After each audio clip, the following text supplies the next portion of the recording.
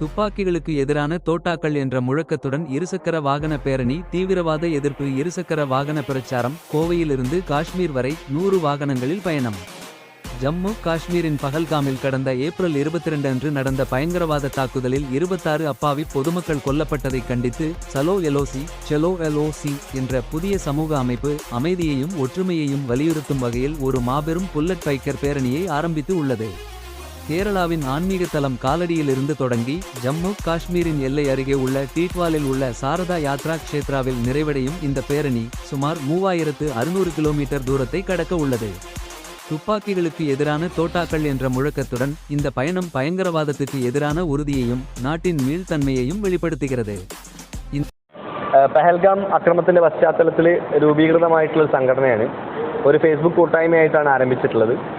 അതിനുശേഷം ഒരുപാട് പേര് ഫിസിക്കലി അതിൻ്റെ ഒരു മീറ്റിംഗ് കൂടുകയും അതൊരു സംഘടനയായിട്ട് ഔദ്യോഗികമായിട്ടൊരു സംഘടനയായിട്ട് രജിസ്റ്റർ ചെയ്യുകയും ചെയ്തു.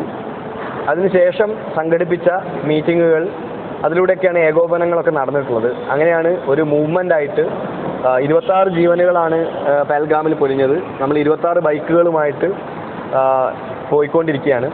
ശങ്കര ജന്മസ്ഥാനത്ത് നിന്നാണ് യാത്ര ആരംഭിച്ചത്. കാലടിയിലെ ശങ്കര ജന്മസ്ഥാനത്ത് നിന്നാണ് യാത്ര ആരംഭിച്ചത്.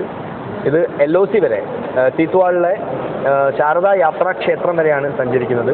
ഞങ്ങളുടെ കൂട്ടത്തിൽ എല്ലാ തരത്തിലുള്ള ആളുകളുണ്ട്. സ്ത്രീകൾ, കുട്ടികൾ, കുഞ്ഞുങ്ങൾ, ജോലിയുള്ള ആളുകൾ, അല്ലെങ്കിൽ IT പ്രൊഫഷണൽസ് ആയിട്ടുള്ള ആളുകൾ, എഞ്ചിനീയർമാർ, കർഷകർ, അങ്ങനെ എല്ലാവരും മലയാളി ഒരു ക്രോസ് സെക്ഷൻ എന്ന് പറയാം. ഭാരതത്തിൻ്റെ ദേശീയ വികാരത്തെ ഉണർത്താൻ വേണ്ടി ഭാരതത്തിൻ്റെ തെക്കേ അറ്റത്തു നിന്ന് വടക്കേ അറ്റം വരെ നമ്മളൊരു വലിയ മെസ്സേജുമായിട്ട് സഞ്ചരിക്കുകയാണ്. ചലോ LOCയുടെ പ്രസിഡന്റ് ശ്രീ മണി കാർത്തിക്കാണ് നമ്മുടെ കൂടെ ഉള്ളത്. Secretary Sukanya Krishna, treasurer Sumesh ji, vice president Ranjith ji, ഇവരൊക്കെയാണ് നമ്മുടെ കൂടെ ഇരിക്കുന്നത്.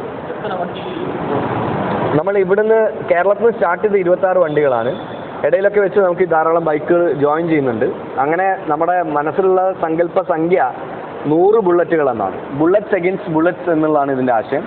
ബുള്ളറ്റുകളെ കൊണ്ട് നമ്മളെ നിശബ്ദരാക്കാൻ വേണ്ടിയാണ്